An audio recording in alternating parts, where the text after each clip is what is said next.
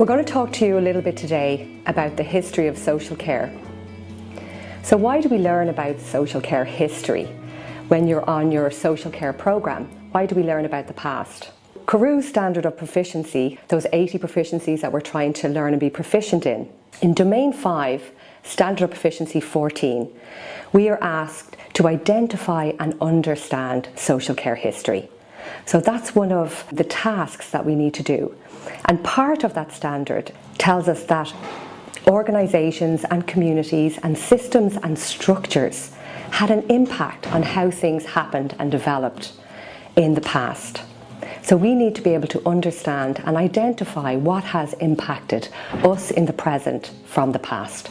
I met Denise through the role of CPD coordinator with Social Care Ireland. And Social Care Ireland are the professional representative body for social care workers, educators, managers and students nationwide. We've worked on many projects together and we have a shared interest of social care history and practice. Currently, Denise is my supervisor for the PhD I'm conducting. And part of that PhD is looking at the impact of formal education programmes on practice over a span of 50 years. And we're following the key developmental shifts and the impact society had on these formal educational programmes and practice. So we're going to begin our story by telling you something about the history. So this is a selective overview of the points of history that have led to the development of social care provision. So the people that we look after within society and how that came about. But we're also going to get a much more personal story. And we're going to tell you about 3 people who, through their work and their imagination and bravery, that they decided to make a change themselves, and so that they had a direct impact on history. So we're going to include the history of where your course came from with social care education. Unfortunately, Bishop Birch died in the 80s, but we still have Pat Brennan and Sister Stanislaus Kennedy. And we're going to talk to them about their experience of setting up this programme, how they recruited students and the types of knowledge and experience that they wanted for the social care students during this programme that ran from 1971 to 1981.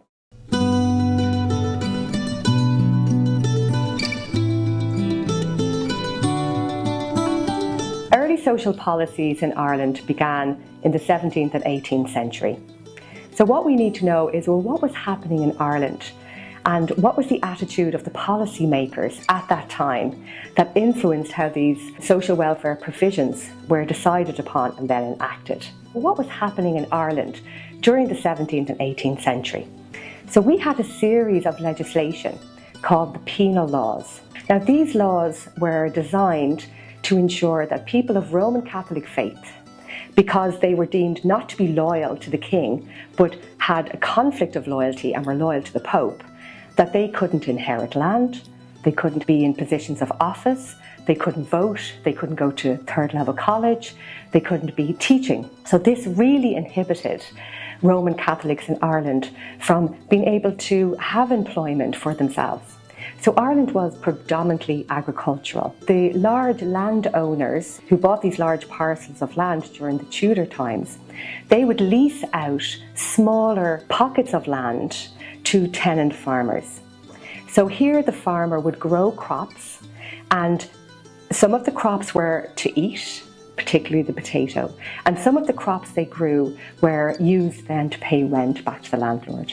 The early social welfare provision was very basic, and it wasn't like what we think of today, because people were caring about people who maybe were vulnerable with a disability or mental health, or who were poor and homeless. It was actually more out of trying to maintain social order and a fear of social unrest. The policymakers had a very poor attitude about Irish people, and they were called things like the sturdy beggar, and that their poverty and their inability to earn money was deemed more to do with the characteristics of the person than the fact that there wasn't any work for them to avail of. People worked, they rented small parcels of land, and they paid then the crops that they grew back to the landowner, and that sustained them living there, but they weren't allowed to buy the land, they could only lease it. The first type of indoor relief that we had in the 18th century would be 1703, a workhouse was built in Dublin, and then one followed 30 years later over in Cork. Now, this workhouse was to provide a place for generally men who weren't able to get employment, and these would be people who were so poor that going to a workhouse was their last resort. So when you went into a workhouse, you were declared as a pauper, defined as an inmate, and you were given a small amount of meals to eat, 2 meals per day if you were a man, and 3 meals if you were a child. So this form of indoor relief was available in Ireland, and by the 1800s we had 9 workhouses. But something happened in the early 1800s in Ireland. We had an economic depression, and the landowners had to pay tariffs back to the Crown. The taxes that the landowner had to pay was putting a big burden on them, so the way to be more profitable was to reduce the amount of people who were on the land and leasing from the land. And this led to mass evictions. So in the early 1800s in Ireland, we already had large populations of people who were landless. And if you lose your land, that's your ability to feed your family and the roof over your head. Some of the people moved to England. Again, the fear of social unrest, seeing these large amounts of poor people arriving in London, trying to get work in industry, was one of the motivations for the Poor Law Act. So it wasn't that Westminster was really caring for people. It was more, again, to make sure that we have a place to put people who are poor and destitute and get them off the streets. So that 1703 workhouse that was started in Dublin, that became a foundling hospital in the early 1800s, and that was for the orphan and abandoned children because there were so many of them, they needed a place to go. We also introduced lunatic asylums. So that was, again, because there was a large amount of people in workhouses with mental health issues, that these were purpose-built institutions. We also set up the national school system in the early 1830s. That's kind of the main provisions of welfare. But then things changed in Ireland, and we had what's called the Great Hunger, which started in 1845. It was caused by a few different factors. People were growing potatoes for food for their families while they were giving other crops for rent. And then we had a potato blight, which meant that even though they were growing food for rent, they had no food to feed their family. During that time, and the peak of the famine was between 1845 and 1852, 1 million people died. 1 million people were emigrated. So this Poor Law Act of 1838, the two main roles of that was to set up poor law unions around Ireland, and they set up 130 of these. And in each one of the poor law unions, they established a workhouse. So we eventually had 168 workhouses in Ireland. So each one of those workhouses was designed to have a capacity of 800. When a man entered the workhouse, they were declared as a pauper, but when a man walked in, his entire family had to go. And these are large institutions. They're designed in a H shape. When the people come in and they're registered, the men are separated to one side, the women to the other, girl children and boy children separated as well. The mother was allowed to keep a baby up to 2 years of age. They were designed to keep the family members separate from each other as another way of social control. But at peak famine, it just turned into chaos. It went from a capacity of 800 during the famine up to 2,000. Also, we were exporting a large amount of food, so food rations in the workhouse became very sparse, and a lot of people died outside the gates. So these gates and these walls weren't designed to keep people in, they were keeping people out. And workhouses around Ireland bought extra land in order to set up pauper graveyards and bury some of the people there. Where we are now, in Carlow SETU, we have a pauper's graveyard that was built by the workhouse here, where over 3,000 people are buried. So that just gives you some idea of the amount of people who died during this period in small communities throughout Ireland. So the workhouse system was indoor relief, and we did have some examples of outdoor relief happening throughout Ireland, where the religious organisations would have had a big role there. And they would have set up soup kitchens to feed the people who were unable to go to a workhouse and have somewhere to live, and to be able to protect their family during this the worst crisis. The workhouse system ran after 1852 and the famine started to subside and that more people were able to grow crops.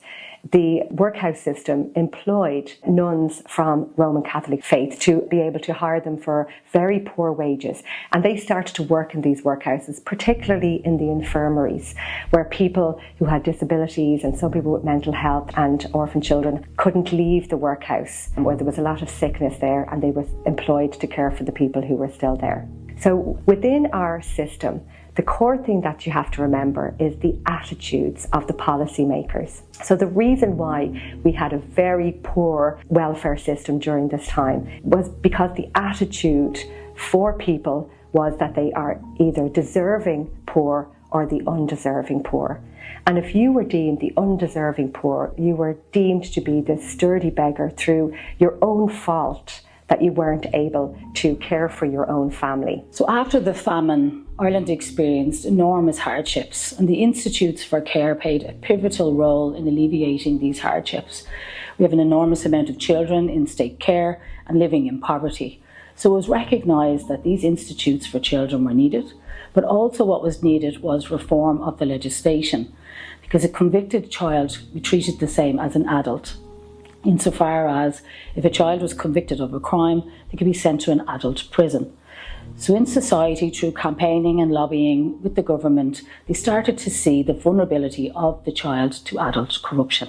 An example of these large institutions that provided care for children that were orphaned or abandoned, or children that needed discipline or reform, we have the Reformatory Schools Act of 1858 and the Industrial Schools Act of 1868. So we start to see religious orders, both Catholic and Protestant, predominantly Catholic, nuns and priests being recruited to work in these large institutions that were funded by the state.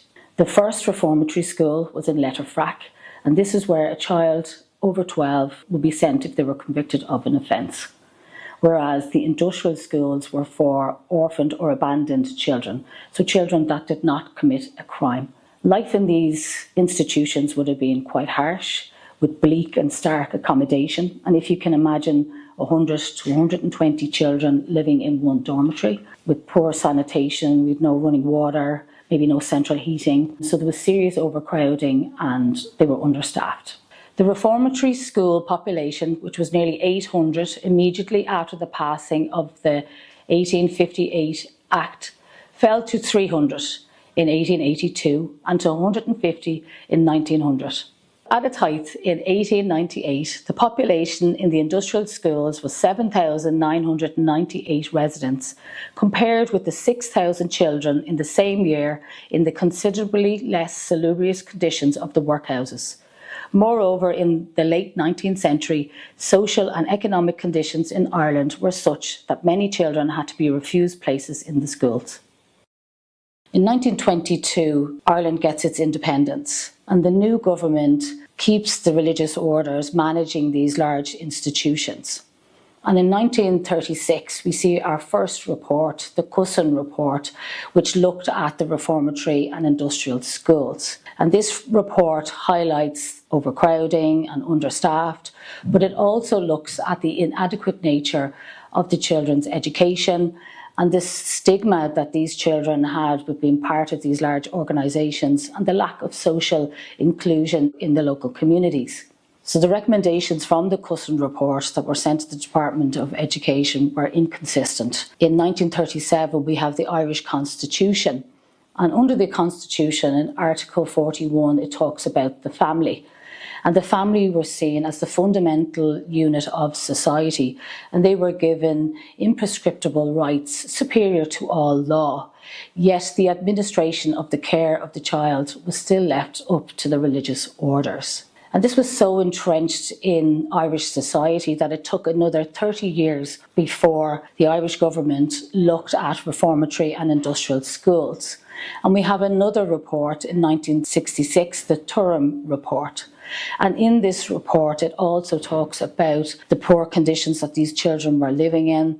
It also looks at changing the governance of these children in care into the Department of Health rather than Department of Education and Justice.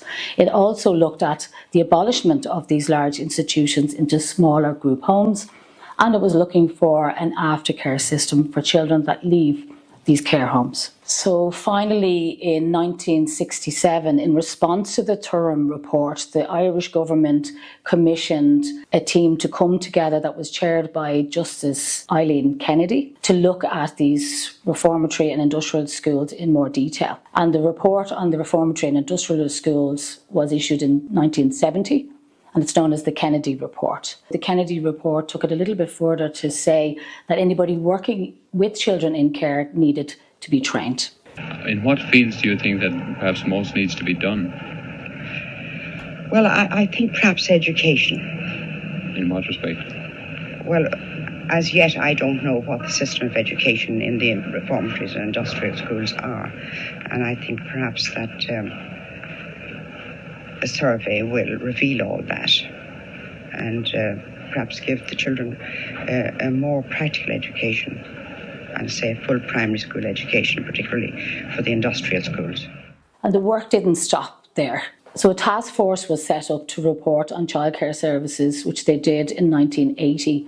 And from those recommendations, this influenced the Childcare Act of 1991, which replaced the earlier Children's Act of 1908. And this was the first legislation that was specifically for children.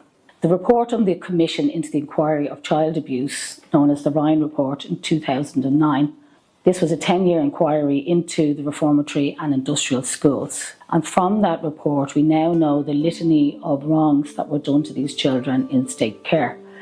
And we also have the harrowing stories of their lived experience of the physical and emotional abuse and neglect. And in some incidents, there was a large amount of sexual abuse in a lot of these institutions. Another extraordinary finding from the Ryan report was when they looked back at the statistics from 1882, 70% of the children sent to these large institutions was under the category of begging. So within social care, that is always our challenge, to alleviate poverty for children and families. This is not an easy thing to do. And we now know that these large institutions were unsuitable for children in care. So as a society, we have our part to play in learning the lessons from the past so we don't repeat those past mistakes. And unfortunately, we have never been able to resolve child poverty in Western civilization.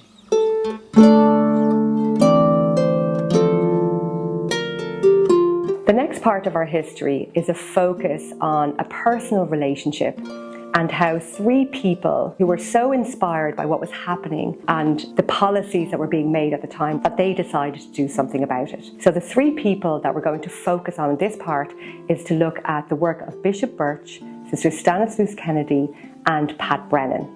Meeting Pat Brennan was an inspiration for making this documentary. Pat began his own journey of education in this Kilkenny programme. And after the Kilkenny programme closed down in 1981, Pat continued to educate and support social care workers throughout Ireland. I met Pat when I was doing my master's research on the role of the self in social care practice. And Pat took out time in his day to sit down and tell me all about the emphasis of the role of self on that first programme and how it was core for students during that time, that they learned about themselves, the importance of self-awareness and how that impacted on their practice. He told me how he tried to create experiences for his students where they could learn from each other in the classroom setting, especially how to express what they were feeling in the moment and to experience some of the vulnerability that the children in their care might feel. And that was so central, he said, to his experience. Sister Stanislaus Kennedy, known as Sister Stan, was a social worker, and she worked as the welfare director in Kilkenny under the supervision of Bishop Birch. No, Bishop Birch was an unusual bishop. He came from the Vatican Council in 1963 and he was full of idealism and really wanted to create his diocese as a community of care. And so we worked with him. I worked as the Director of Social Services and we had a team of social workers working throughout the county, and we developed very, very innovative services.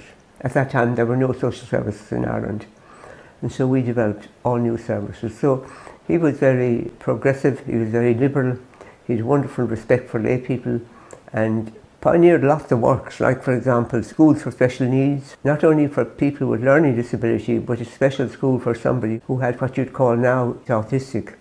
That would have been unheard of then. So he was very progressive that way.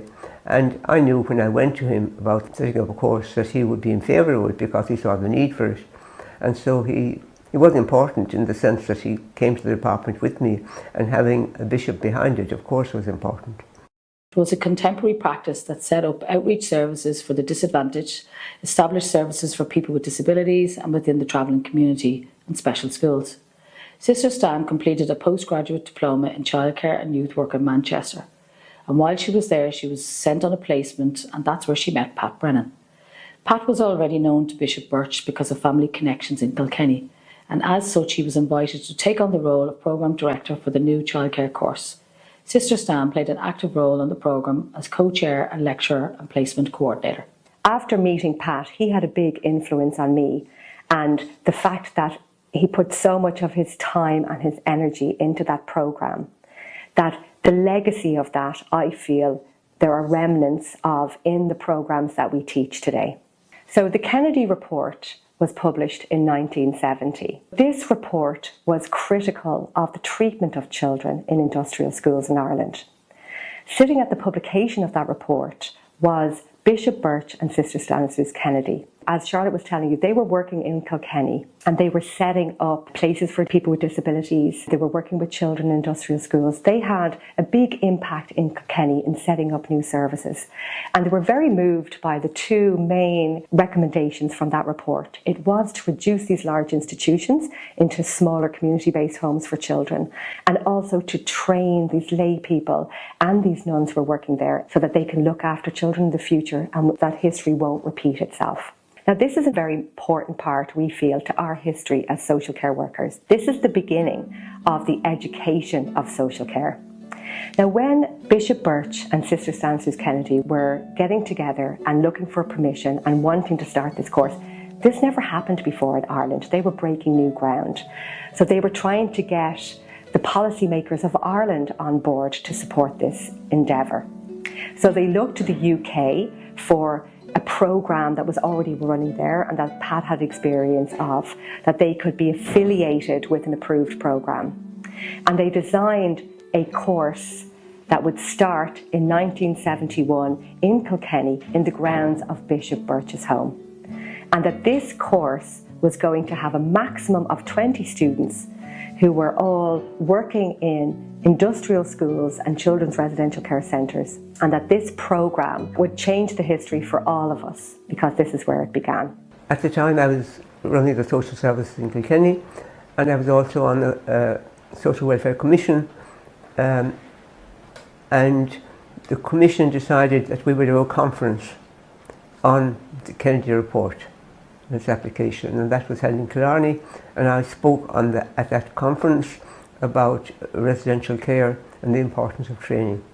The Kennedy report came out in 1970, and that was a report on residential care in Ireland. What's very clear about that report is that there was no training for residential workers. Well, the whole Kennedy report was enormously critical of the residential care. One of the things that was very clearly absent was the absence of training, any kind of training for the workers in the field. So that's the piece of it that I took up. But obviously during the course, we studied the Kennedy report and looked at ways in which that could be changed. Out of that came the need to change the settings. And religious orders, with great courage really, either chopped up the large institutions into small units or actually built houses that were like a group home for the children. And the large institutions, particularly one or two infamous ones, were closed completely. The group home and the units in the large institutions was a major breakthrough, and there was a real and serious attempt to make things much more comfortable, much more amenable, much more familial, but yet still the key thing was training. Bishop Birch had offered a house at the gateway to his own place, and had, with Stan and the others, had compiled a course which they submitted to the Department of Education at that time. They also, very, very thoughtfully, sent the document to the Home Office in England. I was called on then to join in on this project, to become the director of it, and the three of us went over to London. Bishop Birch gave this house, and the idea was that there would be 20 students per year. The course itself started off really by setting up the standards. First of all, people had to be over 21. Secondly, they had to have 2 years experience. Third, they had to have 3 referees, one of whom was their current employer. They then had to fill in quite an extensive form. Their interview was 5 people. The term lasted 8 weeks, and then they all went on a placement in Ireland in some work that they had not been in themselves before. The second term, again 8 weeks, at the end of that they went on a placement for 2 weeks in a social service centre or a probation office.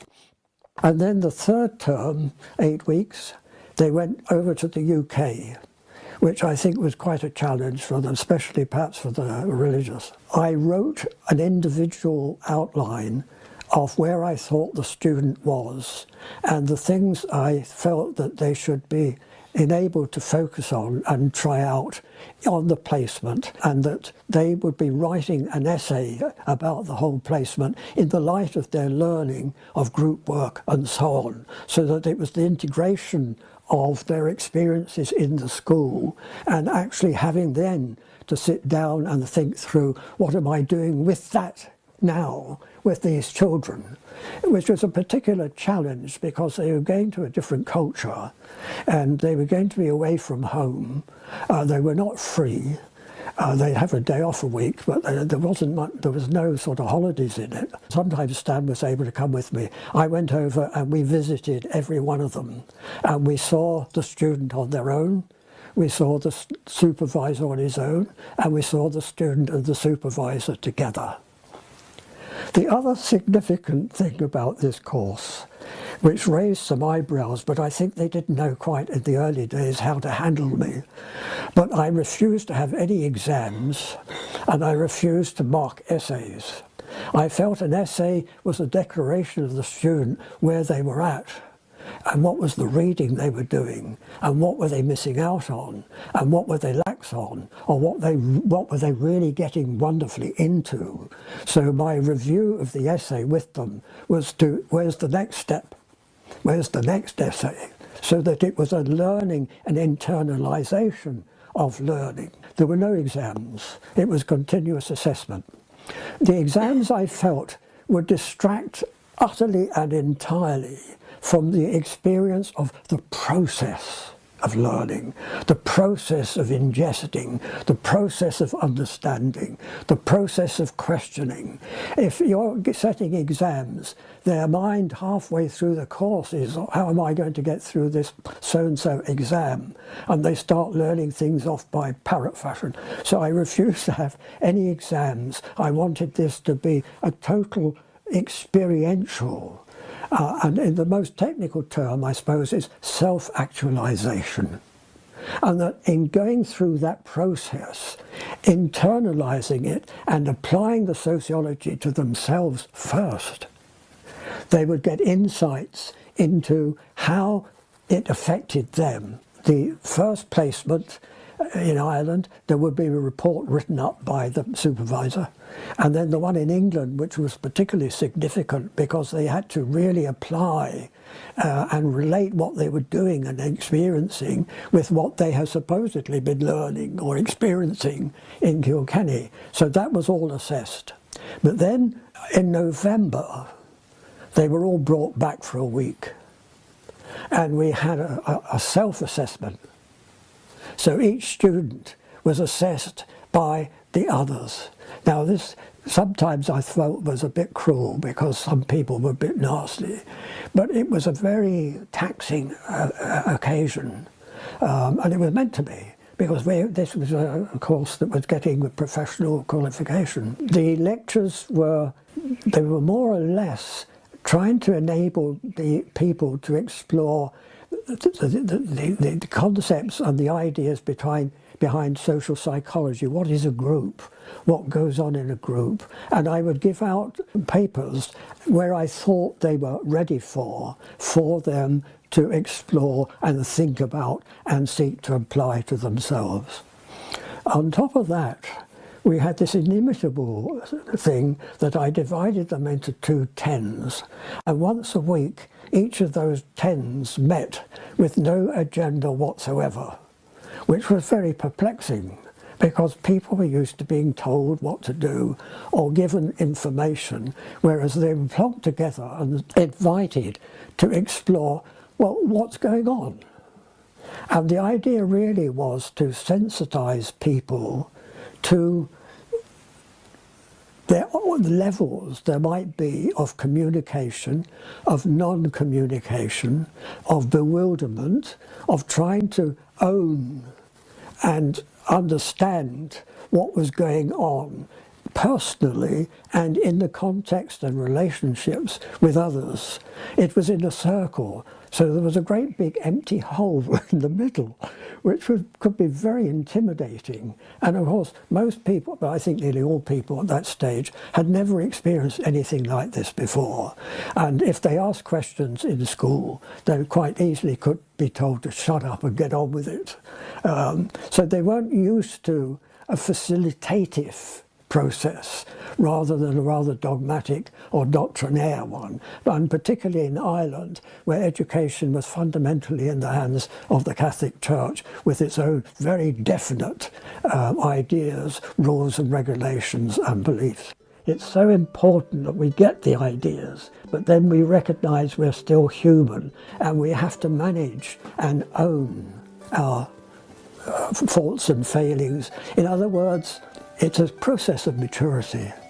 And if we could get some insight into that and some adeptness in managing our own process, we get much better insight into where the child is at. And again, it was throwing a spotlight on what are our weaknesses, what are our faults, and how do we own those rather than they own us, or that we project them through the children. And there was a lot of cruelty and a lot of damage done to children by people having problems of their own, which they had never processed, but they then projected on the child. So a lot of the abuse and some of the brutality and the impoverishment that went on was due to the lack of insight into oneself. The course itself was recognised by the Department of Education, the Department of Justice and the Department of Health.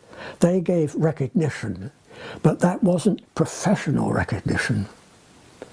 That was a bureaucratic and necessary one, and well received. The Home Office was replaced in terms of accreditation by the Central Council in England, and they then accredited the social work course in Trinity and in UCD. And I negotiated with them, and they were marvellous to me, very helpful, and we got accreditation for Kilkenny. So that was the professional education. Subsequently, many years later, the National Council for Educational Awards was set up in Ireland, and they were recognising courses, but in fact that was an academic recognition. It wasn't a professional recognition, and I think it's taken quite a long time for a statutory body to be established that will give the professional recognition to all the courses that are going on now. We had some marvellous people from England, because in England there were therapeutic communities which weren't here. These were highly sophisticated and proven 80% success rate with suicidal children, with recidivists and so on, very broken children. And the BBC took their cameras into one place called Pepper Harrow. Every morning there was a total group meeting of the staff and all the boys there, and everything was being processed, everything all the time. Now, I'll give you an example what Essex was trying to do. One night a week, you have very little money, and equipment is very precious, and Billy breaks the table tennis bat in anger. He's thrown out. What does he do? He comes back later that night with pals and they throw bricks through the windows of the youth club. Now, the perceptive youth worker goes over to Billy and say, "Billy, having trouble with the girlfriend? Come on, we go and get a cup of coffee and talk it through." And I think this is one of the principles I would die saying. To understand is not to excuse. It is to attempt to actually deal with what is the essence of what's going on, rather than the outward side, you know, the broken table tennis bat. I mean, what's a table tennis bat when you come to it and a boy who's mad, upset, angry that a girl turned him down or got off with some other fella? And I remember one Christian brother telling me that he was in charge of a dormitory of 120 boys, and he'd hear some little fella crying and he wouldn't know who it was. And how sad, how dreadful the loneliness and the potential for bullying. And we know also that was brutal and abusive things going on in some of these institutions. But on the other hand then, there were many nuns and brothers and priests who did the best as they could without any support and without any training and with great goodwill. Some of the nuns were absolutely marvellous because they had the instinct for what the child needed.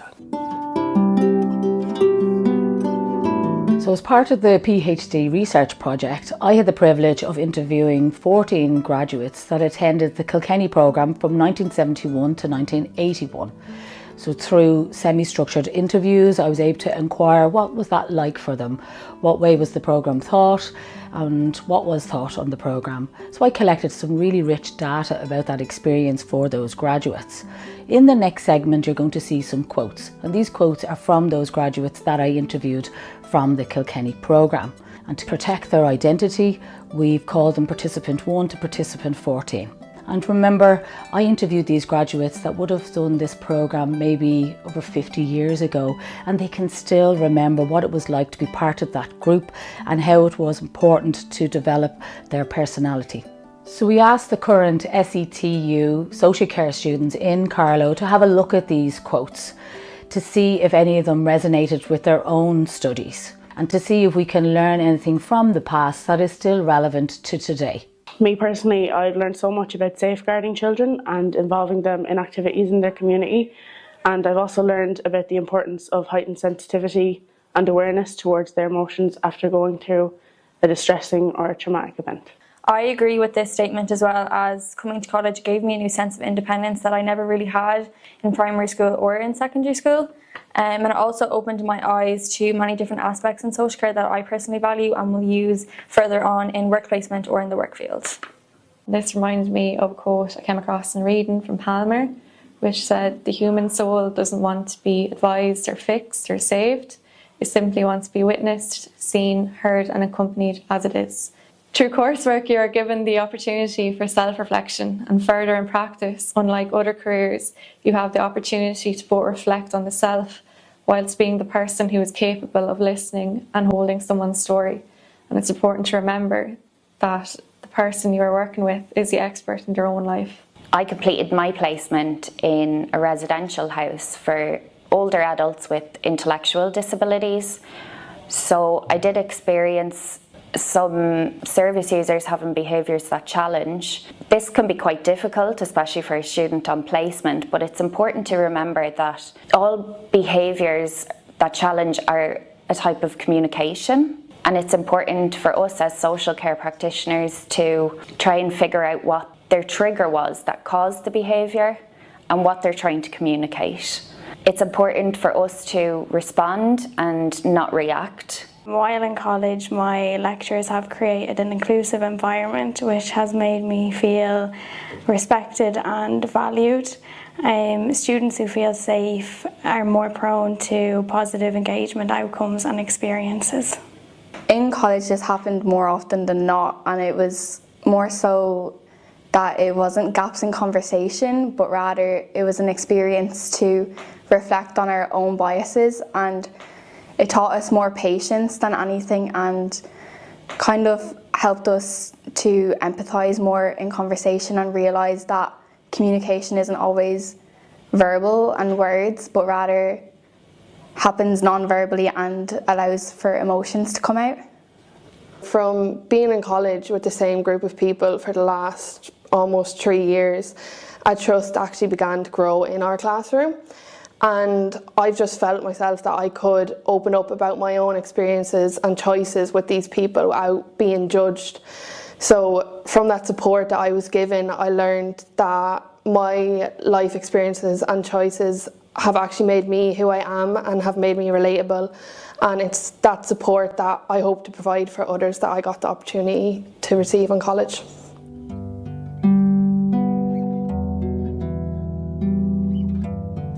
I always try to encourage the students to read novels, because through novels you can vicariously experience interrelationships.